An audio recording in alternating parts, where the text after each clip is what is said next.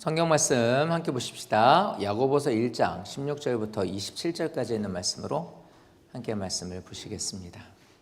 한 절씩 함께 교독하도록 하겠습니다.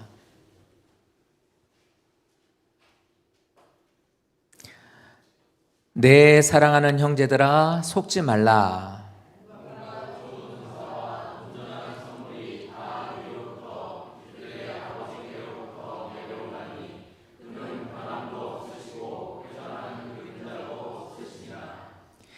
그가 그 피조물 중에 우리로 한 첫 열매가 되게 하시려고 자기의 뜻을 따라 진리의 말씀으로 우리를 낳으셨느니라.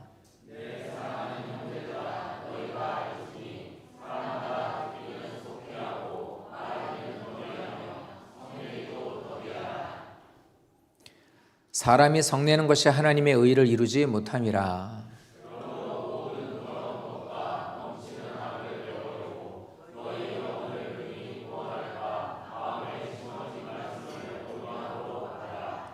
너희는 말씀을 행하는 자가 되고 듣기만 하여 자신을 속이는 자가 되지 말라.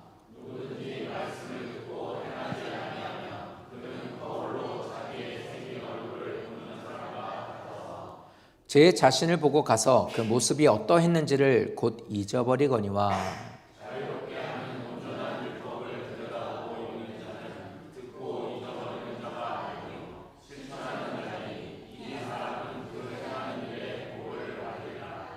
누구든지 스스로 경건하다 생각하며 자기 혀를 제갈 물리지 아니하고 자기 마음을 속이면 이 사람의 경건은 헛것이라.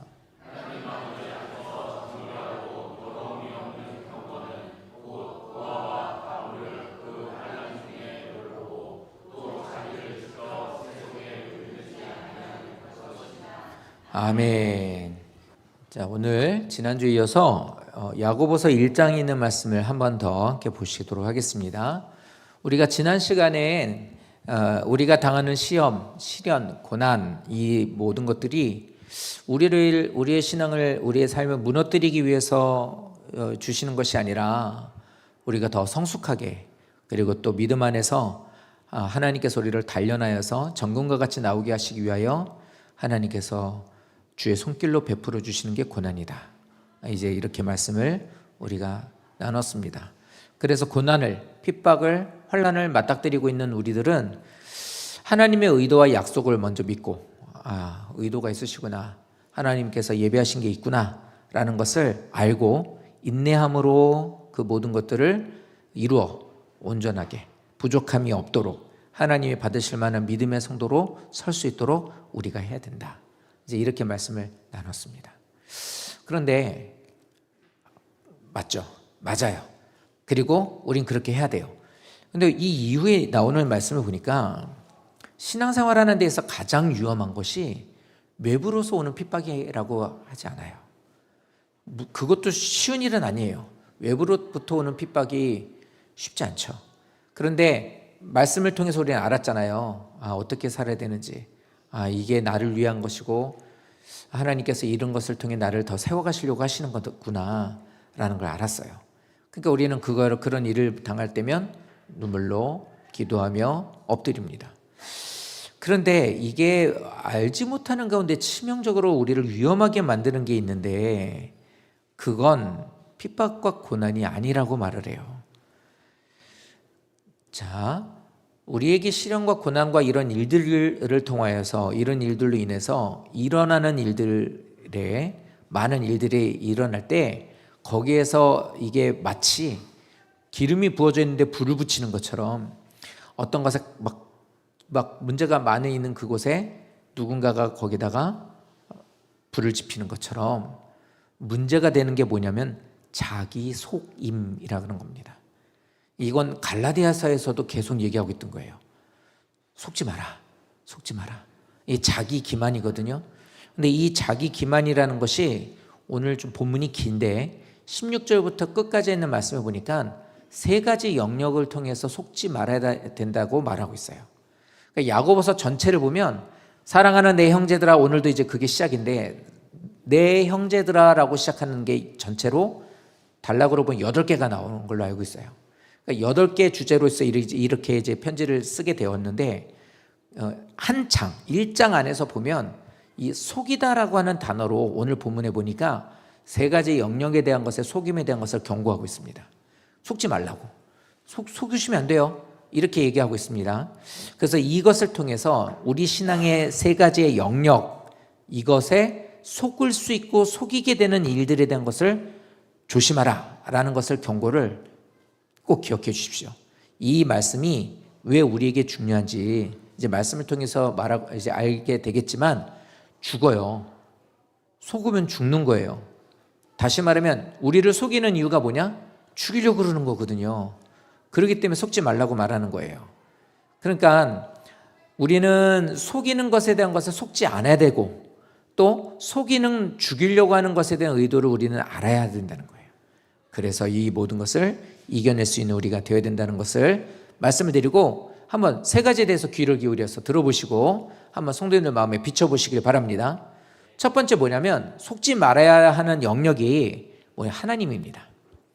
이게 뭐냐면 시험의 시작이 하나님이라는 것에 속지 말라는 거예요.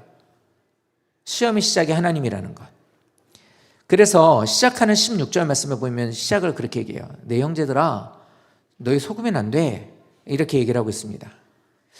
하나님에 대한 것을 오해하면 안 된다는 말이에요. 오해하시면 안 됩니다. 하나님에 대해서. 이 말을 좀 바꿔서 한번 해볼까요? 이게 뭐냐면 야 하나님이 나를 시험한다.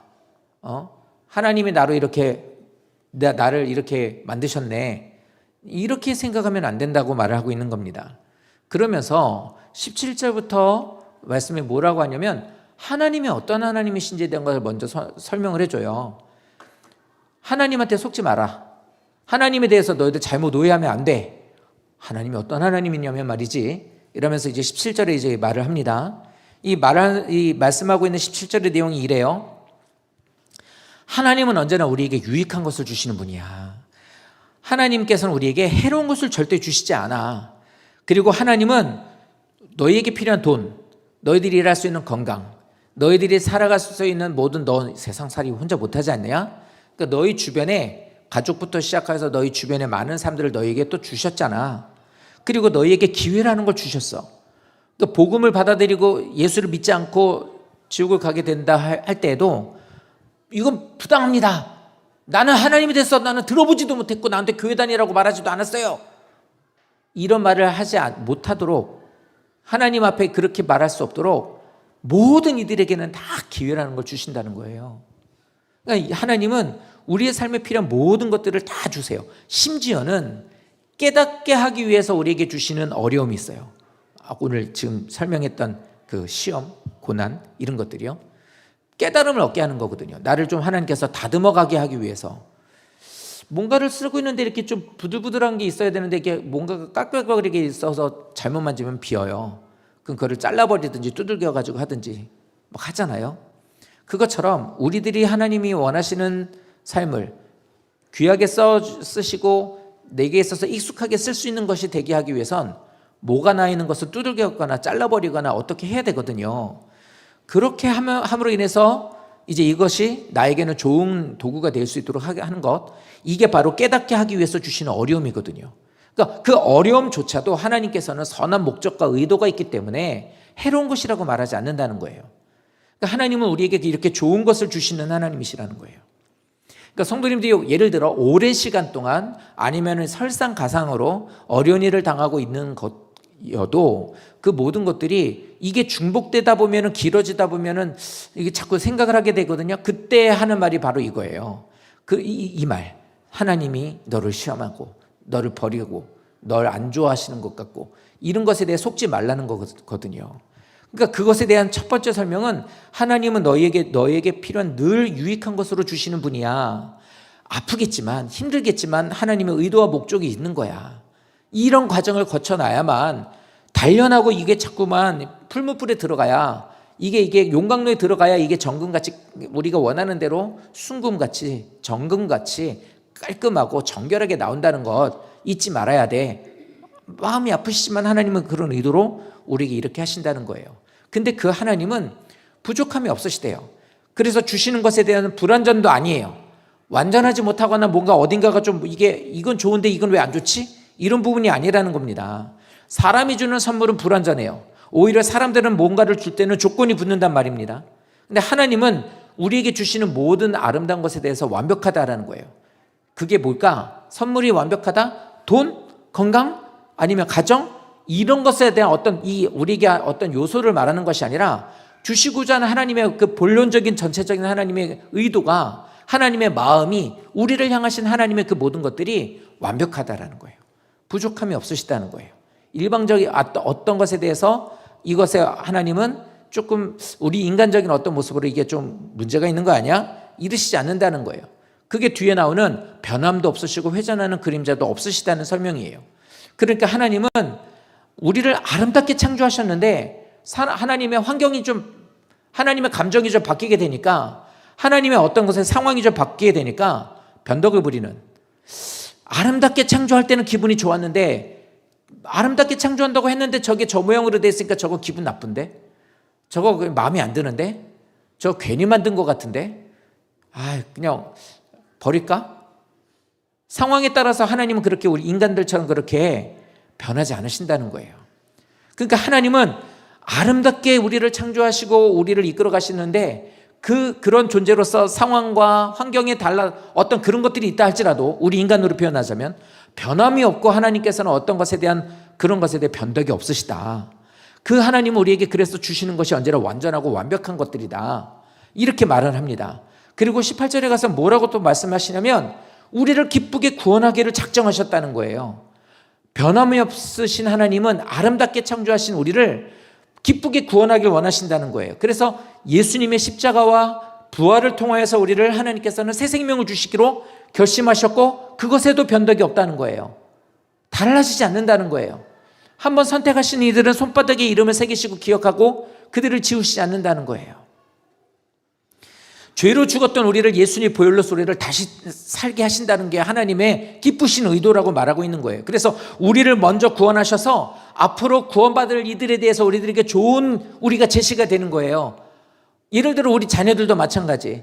우리 엄마 보니까, 우리 아빠 보니까 신앙생활을 저렇게 해야 되는 것 같아. 나도 인생 살면서 그때는 몰랐는데, 내가 그때 우리 아빠 나이 돼 보니 진짜 우리 아빠도 힘들었겠네. 자식을 낳아보니 진짜 자식 키우는 게 쉬운 일이 아니구나. 난 그때 막 빨리 어른 되고 싶었는데 어른 되고 났더니 너무 힘드네. 쉴 수도 없네. 이런 일들? 이렇게 되는 것을 통해서 그때가 되니까 부모가 어떤지를 알게 되죠. 그러니까 그때 그 모습에 그래서 기도하셨구나. 그래서 이게 하나님 말씀을 붙잡으셨구나. 나도 그렇게 살아야지. 이게 모델인 거예요. 이걸 한문으로 하면 선생. 먼저 산 사람. 좋은 모습으로서 좋은 선생이 되는 것이 우리가 부모가 되어야 되는 것처럼, 우리들이 믿음 안에서 이렇게 하나님의 은혜를 주심으로 예수 그리스도의 보혈로서 구원받은 자가 됨으로 인하여 이게 좋은 우리들의 제시가 되어서 많은 첫 열매가 됐다는 의미가 그거잖아요. 그래서 많은 사람들이 우리를 통해서 또한 하나님을 믿고 구원받을 수 있도록 하나님께서 우리를 이끌어 가신다는 거예요. 그러니까 내가 구원받고 하나님을 향해 기쁨이 넘치는 삶을 살면 그 기쁨의 모습에 대한 것을 그들에게 보여주게 되잖아요. 흘러가는 일들이어도 그 어려운 고단 가운데, 정말로 어두운 가운데 있다면 그 밝은 얼굴과 그 사람의 그 웃음소리나 그 상냥하게 친절하게 대했었던 그 말들이 기억이 나요. 그러면은 힘들고 고난 가운데 있을 때 그 사람의 그 말을, 그 생각, 그 얼굴, 이런 것들이 기억나고 어떻게 합니까? 도대체 그 사람 뭐 때문에 힘들고 어려운, 똑같이 자식을 키우고 똑같이 인생을 살고 있는데 어려운 가운데 환경은 비슷한데 왜 그 사람은 그렇게 모든 일들이 있어 그래도 기쁘지? 밝지? 왜 이렇게 너 언제나 그렇게 힘이 있지? 궁금한 거죠. 그냥 물어요. 좀 물어보고 싶은데 어떻습니까? 이 얘기를 해줘요.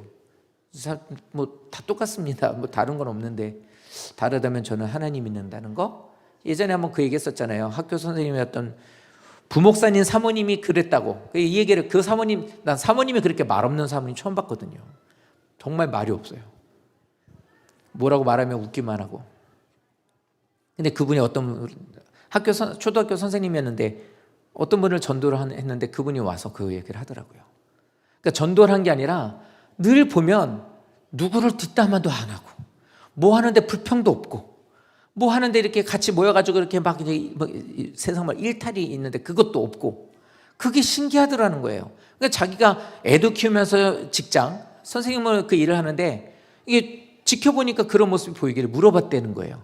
그랬더니 사모님 그 얘기를 하더래요. 저는 하나님을 믿는 거 밖에는 선생님하고 다른 게 없는 건 난 하나님 믿어서 그런 것 같습니다. 뭐 좋게 보이신다면 그거 아닐까 싶습니다. 그랬더니 그럼 저도 선생님 다니시는 교회 다니겠습니다. 그래서 데리고 온 거예요. 그러니까 어떻게 되니까 전도가 아니라 이 사람 스스로가 나 좀 살려주세요가 된 거겠죠. 아까 얘기했던 기회 같은. 뭐 이렇게, 그러니까 이 말씀이 이거예요. 이 18절에 있는 이 말씀이 우리에게 우리의 죄를 예수 그리스도를 통해서 주셨고 완벽하게 변함없이 모든 이들에게 하나님께서는 그 예수 그리스도 이름을 주셔서 그 은혜로 구원받게 죄 씻음 받고 구원받게 해주시고 그 모습을 사는 우리들을 통해서 우리를 통해 또 많은 사람들이 구원받을 수 있도록 하나님께서는 이런 역사와 인도를 해주셨다는 거예요. 이렇게 하시는 하나님인데, 이런 하나님인데 마귀는 어떻게 합니까? 이것에 대해서 속이고 있는 거예요. 뭘 속여요? 어떻게 속여요? 시험의 근원이 하나님이라고. 근데 아니라고요. 이 말이 그게 아니란 말이에요. 그러니까 여기서 말은 그거예요. 하나님 나 안 사랑하나 봐. 하나님이 나를 시험해. 하나님은 내가 잘 되는 꼴을 보고 싶지 않으신가 봐. 어떻게 나한테 이럴 수 있어? 이게 마귀가 그 사람 마음에 하나님의 오해를 하게 만드는 것들이거든요. 그러니까 여기서 이렇게 쭉 16절부터 이렇게 17절 말씀부터 하나님에 대해서, 하나님이 어떤 하나님이신 데에서 이제 말을 하고 있는 거예요. 자, 그런데 뭐라고 속이느냐? 뭐라고 속이냐면 시험의 근원이 하나님이라고 말하고 있다고 했죠. 근데 시험은 하나님이 주시는 게 아니라 이건 자기 욕심이 이끌린다는 거예요. 그러니까 여기서 말하고 있는 시험이라는 것에 대한 것은 이유가 좀 달라요. 우리를 하나님께서 일으키시기 위해서 주시는 것을 시험이라고 말하고 있는, 우리는 저 말하고 있지만 하나님 여기서는 연단. 이거는 하나님께서 우리를 이끌어 가시기 위한, 우리를 단련하시는, 이게 이제 시험 테스트거든요. 근데 마귀가 주는 건 뭐냐? 유혹이에요. 근데 이 유혹이 어디서 오느냐? 자기 욕심이 이끌려 온다는 거예요. 욕심으로부터 이게 온다는 거예요. 내 욕심으로부터 이제 시작이 돼서 내게 어려운 시험이 오게 되는 거지 하나님 때문이 아니라는 거예요. 근데 마귀는 어떻게 합니까? 싹 이거에 대한 모양을 바꾸고 이것 봐. 하나님이 너를 시험하는 거지. 고난과 시험 중에 하나님이 나를 버리셨다. 너 버린 거야 이거는. 어떻게 이렇게 오랜 시간 동안 이렇게 네가 하나님 믿는다고 하는데도 이렇게 하나님 너를 이렇게 이끌어주지 않겠냐. 너 이렇게까지 신앙스러운데 어떻게 네 자식들이 다 이렇게 되겠냐. 잘 생각해봐. 하나님이 너를 시험하고 있는 거야. 너를 흔들고 있는 거라고. 마귀는 이렇게 얘기하는 거예요. 자, 근데 저 15절 말씀 보십시오. 욕심이라는 것이 내 안에 생기게 되면 결국 그걸로 인해서 우리들이 걷는 길은 죄예요. 근데 그 걷는 길의 끝이 어디냐면 사망이에요. 속임에 대한 것에 대한 결론은 죽음이라고요. 그러니까 저 꼬임과 속이는 것에 대한 것을 우리들이 그러네 라고 한 입 베어 먹는 순간 우리는 사망으로 치닫게 되는 거라는 거예요. 그러니까 속지 마시라는 거예요. 분명하게 설명을 했어요. 16절, 17절, 18절 말씀을 통해 하나님이 어떤 하나님이신지.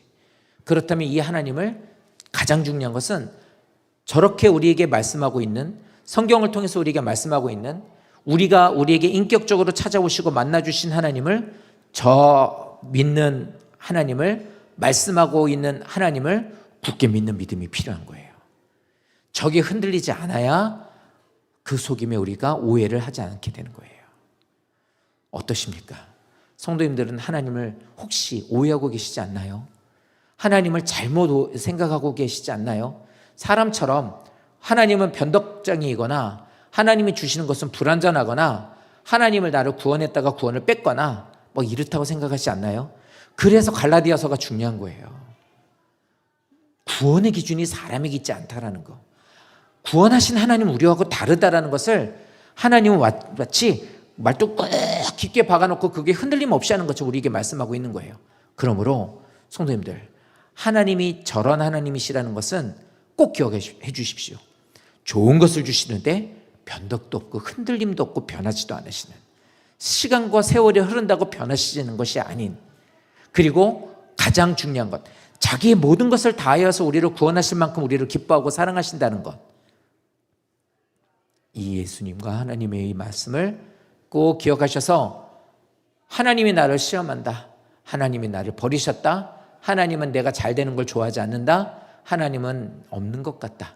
이런 생각과 말들을 통하여 마귀의 속임에 빠지지 않는 성도 되시기를 예수님 이름으로 축원드립니다. 두 번째, 말씀에 대해서 속지 말라고 그래요. 그래서 22절 말씀에 보면 이렇게 말합니다. 말씀을 행하는 자가 되고 듣기만 하여 자신을 속이는 자가 되지 말라, 이렇게 말해요. 듣는 것만으로도 충분하지 않다 소리예요. 근데 마귀는 어때요? 듣는 것으로 충분하다고 말을 하는 거예요. 듣기만 하고 행하지 않으면 스스로 속이는 자가 됐다라고 말하고 있거든요. 듣고만 끝내버리면 자기를 속이는 자라는 거예요. 자기를 속이는 것. 23절 말씀부터 이렇게 보면, 23절 말씀부터 이렇게 보게 되면 이제 이 말씀에 대한 설명인데, 먼저 22절을 조금만 더 설명하죠. 말씀을 행하는 자가 되라라고 하는 것은, 설교를 들었을 때나 말씀을 볼 때 내가 어떤 이렇게 마음에 와닿았을 때 그때만 한번 해보라는 게 아니에요. 그냥 이렇게 별 문제 없이 이렇게 사는데 내게 큰 문제가 왔어? 그럼 어떻게 합니까? 아이고, 기도해야겠네. 어쩌다 하면 그렇게 그냥 어쩐 일로 저렇게 기도회를 왔대? 어쩐 일로 저렇게 예배가 왔대? 저서 어쩐 일로 이렇게 뭐 이렇게 세상에 있는 거 그냥 거절하고 저렇게 하나님 믿는다고 말하지? 어쩌다가 이렇게 한 번을 말하는 게 아니에요. 저기서 말하는 말씀을 행하는 자가 되고라고 하는 말은 지속적인 걸 말해요. 지속적으로. 그래서 여기에서 말하는 것은 가장 알맞는 말은 적용입니다. 적용시키라예요. 말씀을 적용하는 자가 되라, 이 얘기를 하고 있는 거예요. 어쩌다 한번 하라는 게 아니고, 그래서 듣기만 하는 것에 대한 것을 경계하고 적용하는 삶을, 말씀을 듣고서 그것을 네 삶 속에 계속해서 그것을 풀어서 하는 자가 되라. 어떤 약을 선전하는데 물에다 타먹는 약이에요. 건강에 좋은 비타민이래요. 근데 옛날에 나왔던 약은요, 딱 넣었더니 안 녹아요.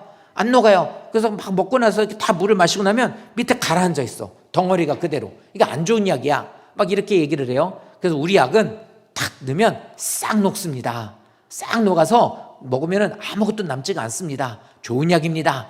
예를 들어 이런 약을 선전하는 것처럼, 하나님 우리에게 말씀하시는 것은 말씀을 듣고 나서 그 말씀이 그대로 남아있지 않게 하라는 거예요. 말씀이 내 생활 속에 풀어가지고 그것들이 딱 스며들도록 하라. 그렇게 사는 게 맞는 거라는 거예요. 근데 여기서 말하는 그러면 듣기만 한다라는 말이 뭐냐예요. 일단 제일 문제가 되는 건 뭐냐면, 듣는 것은 자기 자신을 속이는 것이 된다는 걸 꼭 기억해 주십시오. 아니라고 말할 수 없다는 걸 여기서 말하고 있는 게 23절부터예요. 아니에요. 듣기만 한다고 해서 그 왜 자기 자신을 속이는 걸 말합니까? 꼭 그렇지만 않습니다. 이렇게 반박하지 못하는 것을 23절 말하고 있는 거예요. 누구든지 말씀을 듣고 행하지 않으면 이라고 하면서 뭐라고 하냐면 거울에다가 비유를 하고 있어요. 근데 저 말을 22절에 저 말을 하고 22절, 23절 이렇게 쭉 말하는 게 뭐냐면, 이 성경이 쓰여지게 되었었던, 예수님 부활하시고 난 바로 직후에 있었던 이 말씀이 쓰여졌던 이 시기에도 회당에 앉아가지고 청중석에 앉아서 팔짱 끼고 앉아서 듣기만 한 사람이 있어. 눈 감고 그냥 이러고 듣고만 있는 사람들이 저 때도 있었단 소리예요. 그러니까 쓰는 거예요. 그냥 듣기만 하는 거예요. 늘 들으면 이러고만 있는 거죠. 저 때도 있었대요. 이 말은 언제든지 어떤 시대든지 꼭 있다는 거예요. 우리 교회만 그런 사람이 있는 게 아니라, 지금 이 시대만 있는 게 아니라 어느 시대에도 저런 사람들이 있었다는 거예요. 늘 말씀드리죠. 저렇게 말하고 있을 땐 우리가 꼭 곱씹고 꼭 꼬집듯이 생각해야 되는 거, 내가 그 사람이 아니어야 된다는 거예요. 그 생각은 반드시 하셔야 돼요. 만약에 덜컥 걸려버리는 내가 어떤 짓을 하고 있는데 그게 성경에서 덜컥하고 얘기를 하고 있으면 나는 아니야, 이게 속이는 거예요. 듣기만 하는 거. 찔려. 그러고서 끝나버리면 자기 자신 속이는 거예요. 저 시대도 저런 사람들이 있었어요. 언제도 있다는 소리입니다. 자, 근데 왜 말씀을 듣는 것에 멈추는 것이 위험하냐? 이제 그걸 얘기하는 게 23절이에요. 말씀을 듣는 것으로 끝나버리는 것이 위험한 게 뭐냐면, 이게 뭐냐면 내 안에서 다시 해석되는 거예요. 있으니까 이게 내 안에서 이게 다시 생각해요. 이거를 세상말로 말하면 합리화예요. 상황윤리, 합리화. 모든 것들이 내 안에서 다시 해석돼 버리는 거예요. 그래서 어떻게 합니까? 나에 맞는 상황으로 이 말씀이 다 변질돼 버리는 거예요. 그러니까 문제가 되는 거죠. 자, 그래서 말하고 있는 게 뭐냐면 이겁니다. 설교를 듣거나 성경 공부를 통해서 우리가 이렇게 말씀을 주시는 은혜를 받아요. 그럼 이게 어떻게 되냐면 적용이 돼야 되는데, 적용이라는 것이 될 수 있도록 하기 위해서는 꼭 하는 게 뭐냐면 순종이에요.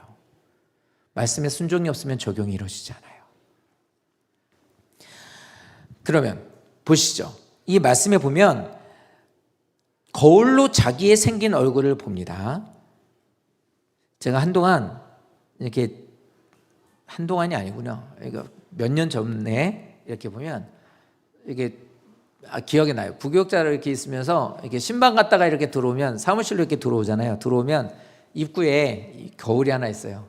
그러면 거기를 서서 흰머리를 뽑는 거예요. 아, 이게 흰머리가 나와. 이러고 뽑아요.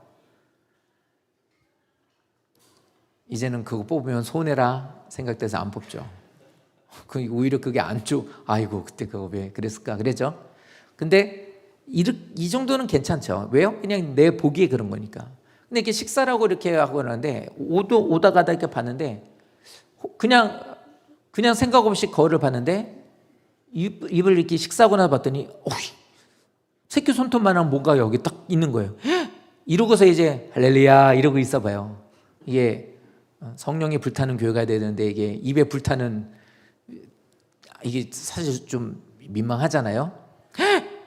고춧가루가 뭐 이렇게 큰 게 여기 있대? 상추를 먹었더니 상추가 그냥 맹구같이 돼버렸네. 아휴. 이러고서 목사님 빨리 오세요. 예. 그러고 그냥 가는 거예요. 그냥 한번 보고 이거 어떡하냐 뭐 이러고 해서 그냥 가버리는 거예요. 그게 23절이에요. 말씀을 듣고서 깨달음과 자기에게서 찔림이 왔는데 집중해서 그거를 설교 시간에 들었어요. 그래서 그게 깨달음이 왔어요. 그랬는데 잊어버리고서 그 자리를 떠난 것과 지금 표현한 그거하고 똑같다는 거예요. 그 얘기를 하고 있는 거죠. 그러니까 말씀을 통해서 잠깐 깨달음을 얻어도 삶에 적용함이 없게 되면 그 깨달음은 곧 사라지게 된다는 거예요. 깨달음이 사라지게 된다는 게 뭘 말하는 거냐면, 이 말은 잠시 깨달음에 대한 것으로 끝나버리는 것이 결국 뭐냐면 영적인 변화에 대한 것은 상실해버린다 소리예요. 일어나지 않아요. 없어요. 그래서 삶의 변화를 원하십니까? 성도님들이 영적인 변화를 원하시나요?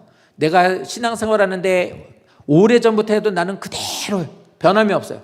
물론 얼굴이 동안이어서 나이를 먹어도 변함이 없는 얼굴이면 좋지만 영적인 우리들의 모습은 반드시 변해야 되거든요. 근데 그 열쇠가 되는 게 뭐냐면 말씀을 듣고 순종하는 거라는 거예요. 그게 없으면 저 23절 같이 되는 거고, 저 23절을 뭐라고 말하는 거냐? 스스로 속이는 거라고 표현하고 있는 거예요. 저게. 그러니까 스스로 속인다라는 것은 저 표현입니다. 그래서 25절을 보면 이렇게 말해요. 믿음 생활하는 사람에게서 참된 복이라는 것은, 우리들에게 있어서 예수 잘 믿으면 사업이 잘 돼서 돈을 많이 번다. 내가 예수를 잘 믿었더니 우리 집이 질병이 사라졌다. 예수를 내가 잘 믿었더니 내 삶 속에 있어서 그래도 뭔가 이렇게 좋은 일들이 많이 일어나더라.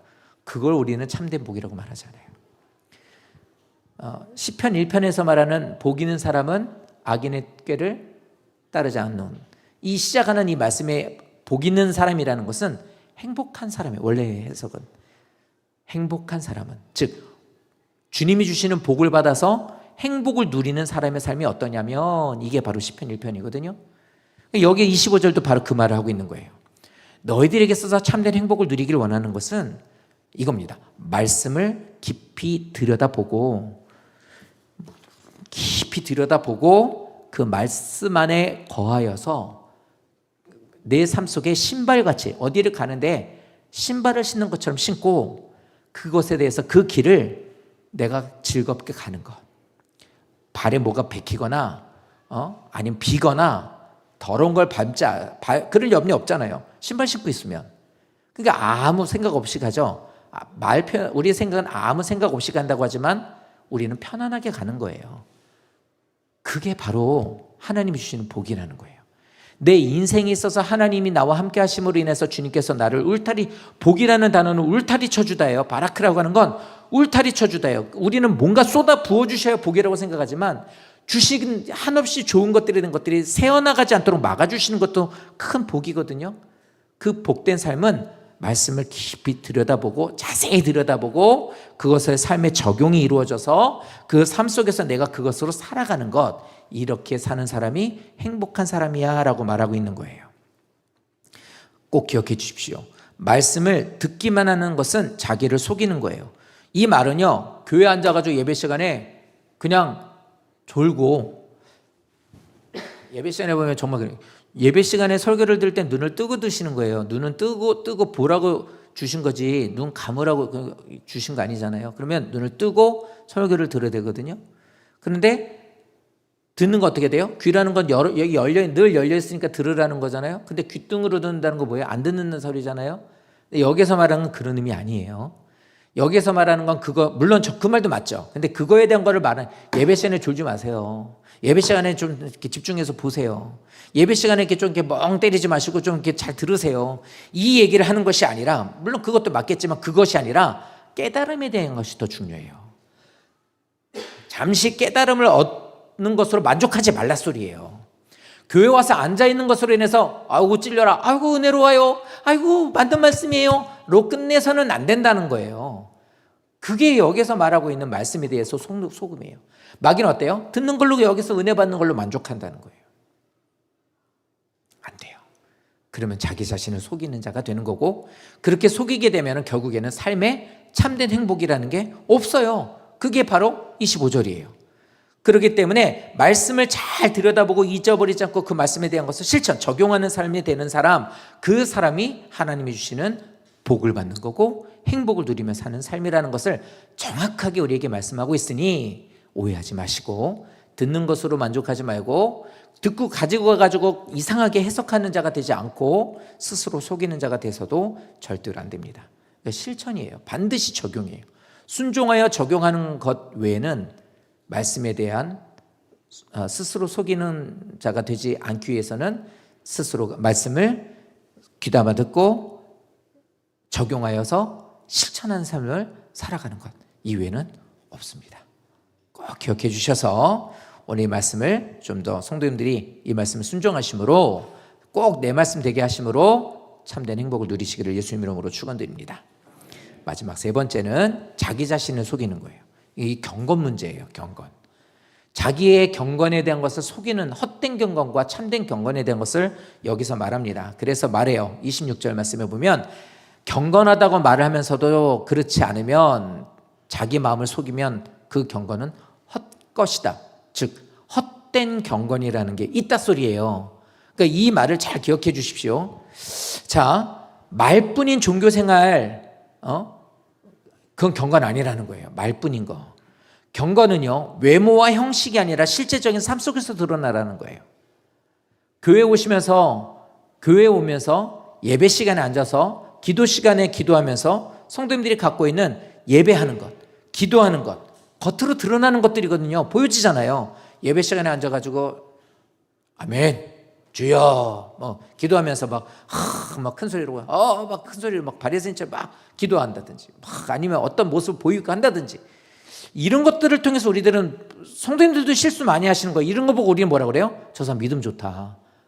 큰일 납니다. 그렇게 생각하시면. 목소리 큰 사람이 신앙 좋은 거 아니에요. 그냥 오랫동안 앉아있다고 그 사람 기도 많이 하는 것처럼 보이고, 그렇다고 해서 그런 거 아니에요. 그냥 괜히 졸다가 그냥 어디 정신 돌아오면 그때서 그냥 큰 소리로 막 기도하고, 이게 신앙생활 잘하는 거 아니라고요.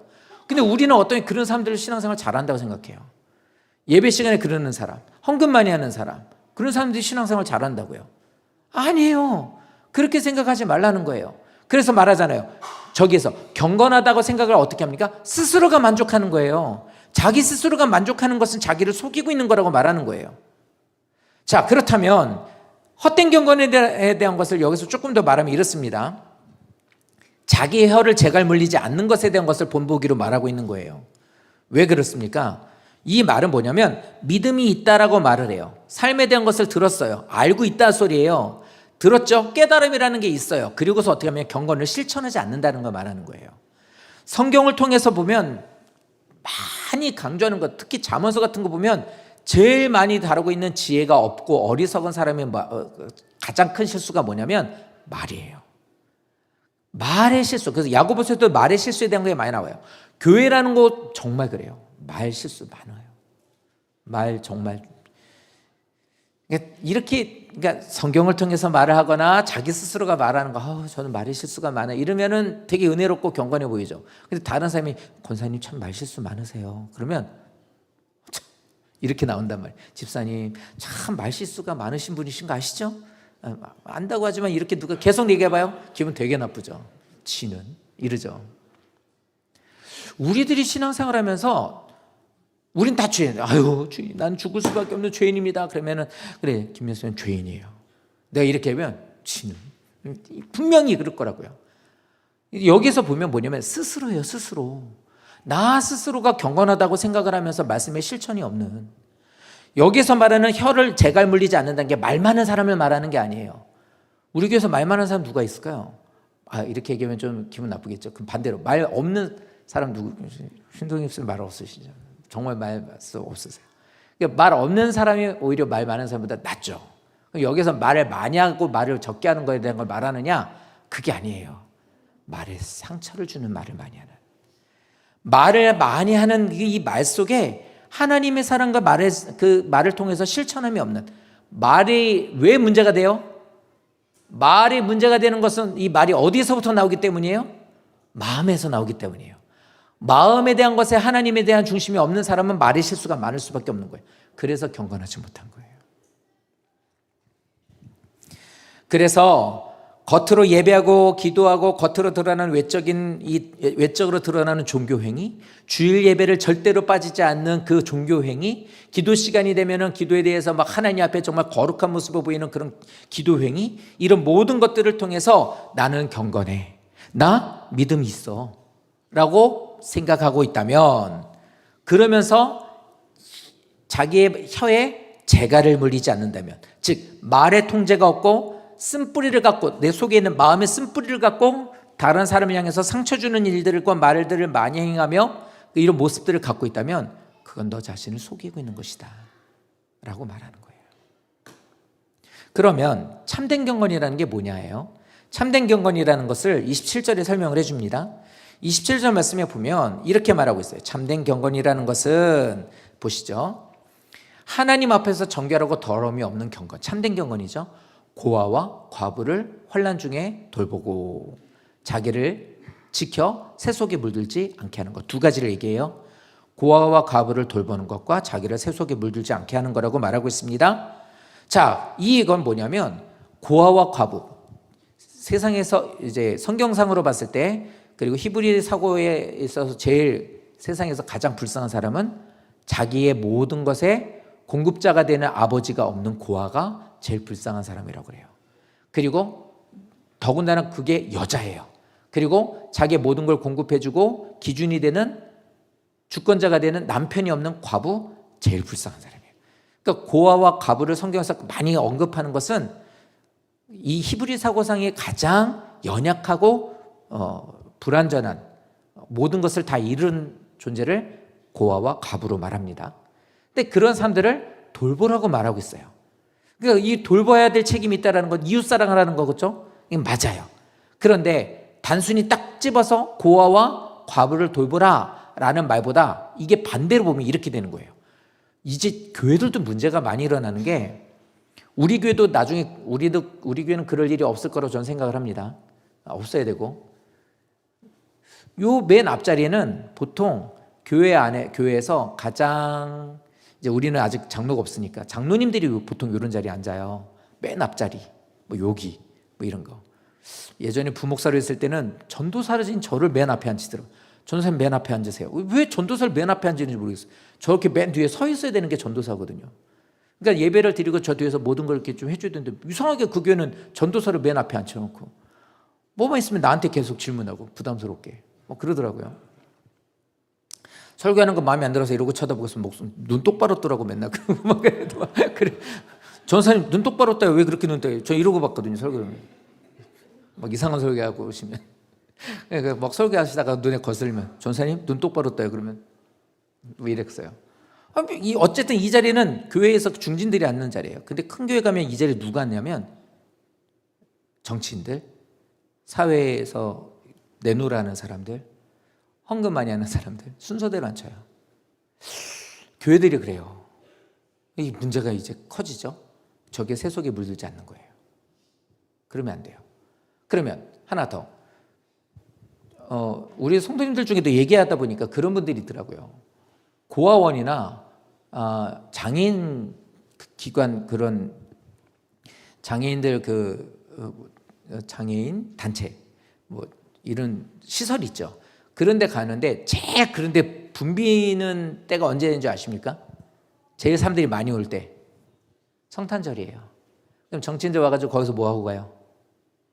네, 뭐 주고 같이 이렇게 라면 상자 서로 들고 사진 찍고 가는. 이게 뭐냐면 고아와 과부를 돌보라는 말은 단회적으로 동정심으로 하지 말 것. 두 번째, 지금 말했던 것처럼 있는 사람, 세력 있는 사람, 많은 걸 갖고 있는 사람, 세상 사람들이 다 알아주는 사람들에게 집중하지 말아라는 거예요. 근데 고아와 과부는 어떻게 해요? 세상 집중 안 해요. 사람들이 별 볼 일 없다고 생각해요. 그런 사람들에게 하는 거, 이게 진짜 이웃사랑이라는 걸 말하는 거예요. 그러니까 저 말은 어떤 하나의 딱 어떤 계층을 말하는 게 아니라 정말로 사람들이 관심 갖지 않는 이들에게 네가 받은 그리스도의 사랑을 실천하는 자가 되라는 거예요. 그리고 아까 얘기했던 것처럼 이걸 변질돼서 세속에 물들지 않는 사람이 될 수 있어야 된다는 거예요. 거기에서 경건이 나온다는 거예요. 겉에서 나오는 게 아니라. 성도님들 기억하시나요? 저희 산불, 그때 산불로 우리가 뭐라고 이름 붙였죠? 어쨌든 그 산불 재해로 불타가지고 어려움 당하시는 분들 우리가 돕자 해서 헌금했던 거 기억하시죠? 100만 원이 좀 넘는 돈이 나왔어요. 이제 그거를 가지고 지난번 어떤 교회를 이렇게 도와드리려고 했는데 교회는 별 문제가 없대요. 사택이 좀 문제가 된다고. 그래서 우리가 보내드리면 사택을 이렇게 좀 하신다고 그렇게 돼서 안 보냈어요. 그래서 이제 계속 수소문 하다 연락이 와 닿는데 이게 마을 전체가 다 타버렸더라고요. 그 사진을 보냈는데도 동네가 다 타버린 거예요. 그래서 복구가 됐대요, 많이. 그 복구가 됐다는 게 뭐냐면 그 전소된 마을에 다 컨테이너 박스를 놔준 거예요, 동네에서, 아니, 나라에서. 그러니까 거기에서 생활하신다는 거예요. 그러니까 교회도 그런 걸 하나 줘서 하고 있대요. 근데 이게 영덕에 있다 하더라고요. 영덕에 있는 교회인데, 교회는 이제 친구 목사를 통해서 이제 수소문해가지고 이제 알게 된 목사님인데 나이가 저랑 비슷하대요. 그리고 거기에서 성결교고, 근데 여기에서 그 교회는 50년 됐대요. 근데 이 교회가 교회는 안 탔대요. 근데 문제는 동네가 다 탔다는 거예요. 동네가 다. 그래가지고 제 얘기를 했대요. 그래서 나하고 나이가 비슷하니까 17년 목회를 하셨다니까 젊었을 때부터 간 거예요. 40 정도부터 이제 그곳에 가서 그 시골 교회에서 하셨다는 건데, 그리고 무임으로 목회를 하신대요. 사례비를 안 받고. 그리고 그 동네와 지역을 계속 돌보는 일을 하고 계신대요. 그래서 도와드리겠다고 그랬더니 도움 안 받겠다고. 도움을 안 받겠다는 거예요. 그래서 이유가 뭐냐고 이제 물어봤죠. 그러니까 이유는 특별하게 이제 말하지 않아요. 그래서 한 번만 더 물어봐 달라고 했어요. 그 이유가 뭐냐라고. 그래서 만약에 이유가 지금 아까 제가 얘기했었던 것처럼 그런 거라면 보내드려도 괜찮지 않을까.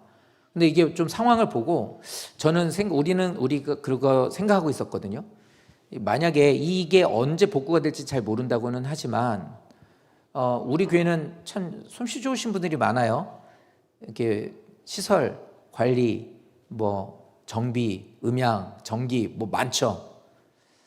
우리는 여름이 되면 여기로 수련회를 가는 거예요. 그래서 여기 있는 분들 도와드리고 뭐 건물을 세워줄 수는 없지만 얼마든지 해드릴 수 있는 상황은 많을 거라고 봅니다. 전 그렇게만 되면 하고 싶어요. 그래서 연락을 한 번 더 기다리고 있는 거거든요. 우리 교회는 계속 그렇게 해야 돼요. 지금 너무 준비 기간이 좀 오래 걸리기는 했지만 우리는 이걸 계속 이제 할 생각을 하고 있으니까. 오늘 이 말씀처럼 이건 우리들이 성도님들의 삶 속에서도 이건 이루어져야 돼요. 물어볼게요. 성도님들의 가장 가까운 이웃이 누구십니까? 가족이에요. 가족에게 그리스도의 사랑으로 하셔야 돼요. 교회를 다니고 있는 내가 교회를 다니고 있지 않은 우리 남편에게 자녀들에게 뭔가 좀 이상해졌다고 들어야 돼요. 우리 집사님 중에 한 분은 우리 교회를 이단 교회로 생각하시는, 이단 아니야? 이렇게 생각하는, 교회들 안 가던 엄마가 계속 교회를 가고 안 하던 막 교회 막 성경책 보고 막 줌 틀어놓고 뭐 이렇게 하고 있으니까 이상한 교회라고 생각할 수 있죠. 근데 그것도 물론 좋은 모습이라고 봅니다. 하지만 더 나아가서는 화 잘 내던 엄마가 화 안 내고 바가지 긁던 아내가 바가지 좀 덜 긁고 맨날 큰 소리 치던 아빠가 이제는 좀 부드러워지고 계속 좋아지는 거예요. 근데 조심하실 것은 거기서 끝나면 안 돼요. 교회만 잘 살고 잘 먹고 잘 놀고 그러면 집단 이기주의라고 하거든요. 근데 가정도 마찬가지예요. 내 자식, 내 아내, 내 남편, 우리 식구 여기에서만 딱 걸어 잠가 버리면, 그러고서 이웃사랑이 거기서 더 넘어가지 않으면 그건 문제가 되는 거예요. 그러니까 여기서 말씀하고 있는 우리들의 모습이 세상에 알아주지 않는 이들에게 흘러넘쳐야 된다는 것의 시작은 뭐냐면 가족이고 가족을 넘어서부터 계속 흘러나가야 되는 거예요. 그 모습을 통해서 우리들은 이제 이런 분들도 우리들에게 하나님 분명히 도움이 될 만한 분들을 붙여주실 거라고 저는 믿어요. 성도님들이 우리 교회로 오신 것은, 성도님이 우리 교회로 오신 것은 하나님 우리들에게 붙여준 거예요. 내 사랑하는 자녀인데 얘 사실 오랫동안 내가 좀 훈련하느라고 이렇게 좀 고생했으니 내가 니네 교회로 보내줄 테니 니네 교회에서 이 아이를 잘 좀 해주렴.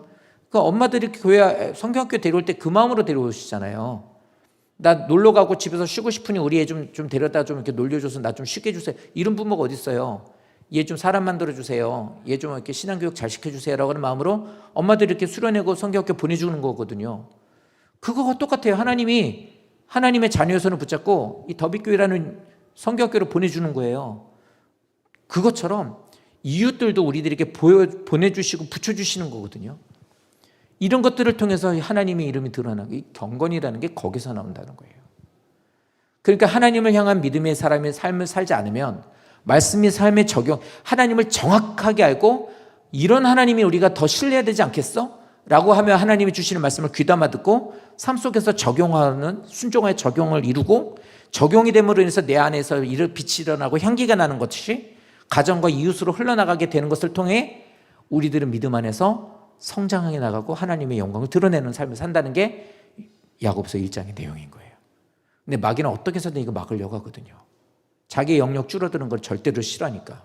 그러니까 어떻게 합니까? 속이는 거예요. 하나님에 대해서, 말씀에 대해서, 경건에, 즉 우리 마음에 대해서. 그러니까 성도님들은 이것에 대해서 경계하시는 우리들이 되셔야 되는 거예요. 사랑하는 성도님들, 오늘 이 말씀을 잘 기억해 주십시오. 어려운 일 당하실 때는 하나님 힘듭니다. 이겨내겠습니다. 도와주십시오. 내 힘으로는 안 되는 거 아시죠? 기도하시면 되는 거예요. 말씀에 대한 것을 들으시면 어떻게 합니까? 실천해 보려고 힘써 보세요. 안 되면 저는 이렇게 막 메모하라고 하지 않아요. 노트하라고 하지 않아요. 왜요? 해면 뭐해? 다 집에다 그냥 박아놓는 거. 그냥 기억나는 거 하나라도 좀 주보에다가 쓰시거나 아니면 어디다 써놓고 실천하시는 거예요. 그리고 믿음 안에서 좋은 동역자들 많이 계시잖아요. 그러면 어떻게 합니까? 서로 체크해 주시는 거예요. 나 혼자 못하겠으니까. 저도 그러거든요. 휴가 끝내고 오면 꼭 하는 게 있어요. 교회에서 이제 자고 기도하는 거예요. 이제 교회 와서 이제 자고 기도하고 자고 새벽 기도하고. 사실 그게 힘들긴 한데 그래야 이제 일주일 동안 쉬었으니까 이제 또 영성이 또 올라가야겠죠. 그래 저도 이제 힘 얻어서 또 하니까. 근데 저 혼자 이 얘기를 왜 하느냐? 이 얘기를 왜 할까요? 저 혼자 속으로만 생각하면 저 안 하거든요. 이제 당장 그냥 내일부터 할까? 이제 아니야, 수요기도 하니까 목요일부터 해야지. 뭐 계속 이러다 보면 그냥 넘어가 버리는 거예요. 근데 이렇게 말을 했으니 안 하면 우리 목사님 뻥쟁이라고 하겠지. 그러니까 저도 이렇게 말을 뱉어놓는 거예요. 그 같은 동역자들끼리, 성도님들끼리 그런 약속을 한번 해보세요. 아니면 부부끼리라도 나 내일부터 기도할 거야. 안 하면 내가 당신 용돈 5만 원 줄게.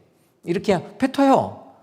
그렇게 하시면 돼요. 그러면 그 약속을 지키는 걸 그렇게 보면 돼요. 그럼 당신 그 약속 안 지키면 당신 5만 원씩 머리카락 뽑힌다. 뭐 아니면은 당신 그러면 5kg 찐다. 이렇게 해서 하면서 어떻게 해서든지 웃으면서 이렇게 하면서 기도를 더하거나 말씀 안에 적용하려고 하면 노력을 해보십시오.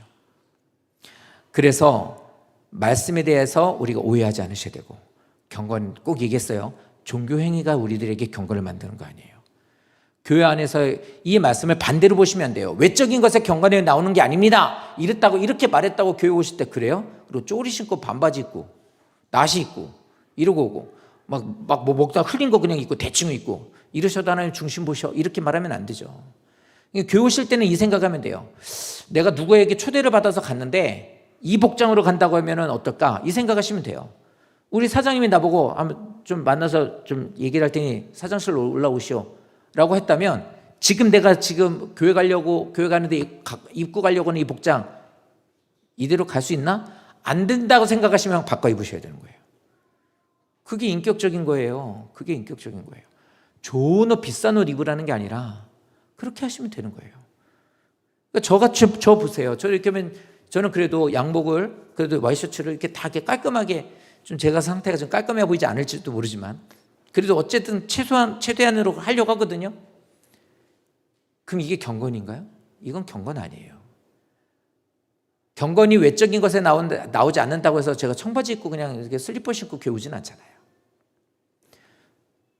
우리가 신앙생활하면서 경건이라는 게 외적인 것에 나오지 않는다는 것은 종교 행위로 그것을 내가 탁 스스로 속이면 안 된다는 거고, 예배로 오실 때는 기본적으로 하나님 앞에 나오는 인격적인 모습으로 나오시는 건 없습니다. 이런 모습들을 꼭 기억해 주십시오. 오늘 결론이 이거예요. 사랑하는 성도님들, 우리가 신앙생활하고 하나님 앞에 나아갈 때요, 참된 신앙은 자기 자만, 자기 기만, 스스로 속임에 대한 걸 버리는 거예요.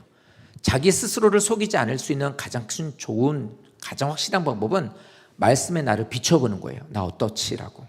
근데 거기에서 내가 털컥 걸려버리게 되면 삶에 대한 것에 고치는 거예요.